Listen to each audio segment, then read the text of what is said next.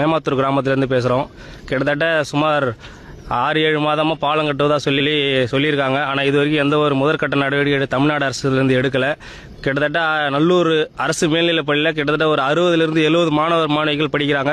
அது இல்லாமல் கல்லூரியில் விருதாச்சலம் அரசு கலை கல்லூரியில் ஒரு 20 மாணவர்கள் படிக்கிறாங்க. எல்லாருமே ஆற்றை கடந்து நடந்து செல்ல வேண்டிய சூழ்நிலையில் தான் இருக்காங்க. ஆனாலும் வேலைக்கு போகிற நபர்களும் இந்த தண்ணிக்கு பயந்துட்டு இது வரைக்கும் யாருமே வேலைக்கு போகிறதில்ல. மாணவிகளும் பள்ளிக்கும் செல்றதில்ல.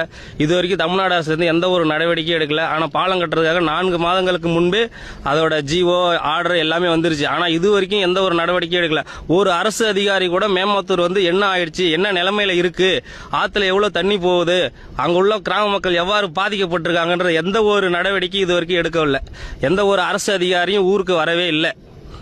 மாணவிகள் தினமும் குறைஞ்சபட்சம் ஒரு 30 பேராவது பள்ளிக்கு போகாம வீட்டில் தான் சுத்திட்டு இருக்கான். 6ஆம் வகுப்புலேருந்து 12ஆம் வகுப்பு வரைக்கும் படிக்கிற மாணவர்கள் எல்லாமே வீட்டில் தான் சுத்திட்டு இருக்கான். கேட்டால் ஆற்றுல தண்ணி வருது, அதனால நான் போக முடியல, என் உயிருக்கு ஆபத்தான இல்லை, நான் எப்படி பள்ளியிடம் போவேன்னு வீட்டில் சண்டை பிடிக்கிறான்.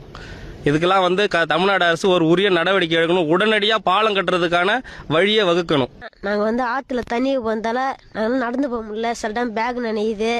பாலம் டக்குன்னு கட்டி விடுங்க.